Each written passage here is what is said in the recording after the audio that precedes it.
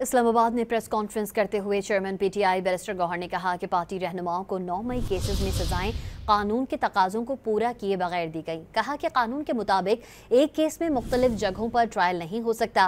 PTI रहनुमा सलमान अकरम राजा का कहना था कि 9 मई केसेस के फैसले में गवाहान का बयान मजाक, झूठ और धूस है। ये सिर्फ पीटीआई का मामला नहीं बल्कि हर फर्द का मामला है। ये जमहूरियत को सजा हुई है। आईन और कानून का तकाजा यही है, कानून यही है कि सारे ट्रायल रुकेंगे और एक एक्यूज़ का जिस पे एक जैसे एक वाक़या में इल्ज़ामात लगाए गए हों और एक से ज़्यादा पर्चे हों, वो एक ही जगह पे उसका ट्रायल होगा और एक ट्रायल में जो फैसला आएगा बाकी केसेस का उसकी बुनियाद पे केस का तस्वीर होगा।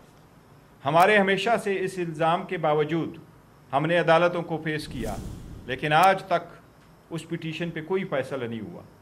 रिसेंटली सुप्रीम कोर्ट ने एक फ़ैसला दिया और उसने उस मैटर को वापस हाई कोर्ट में भेजा कि पहले हाई कोर्ट इस पे फैसला करे। उसके बावजूद न ट्रायल रुके न उस पे कोई फैसला आया। उलमाए फिक्रिया है उस कौम के लिए, ये सियासी मामला नहीं रहा, ये हमारे मुस्तकबिल का मामला है, आपके बच्चों के मुस्तकबिल का मामला है। कल कोई हमारे गिरेबान पे हाथ डालेगा, आपकी इज्जत पर हाथ डालेगा, आप कहाँ जाएंगे? किस अदालत का दरवाज़ा खटखटाएंगे? आपके खिलाफ कोई गवाह पेश कर दिया जाएगा जो कहेगा कि वह आपकी कुर्सी के नीचे छुपा हुआ था और उसने आपको कोई अमल करते देखा। तो ये मजाक है जो पाकिस्तानी कौम के साथ आज हुआ है, ये जमहूरियत पर हमला हुआ।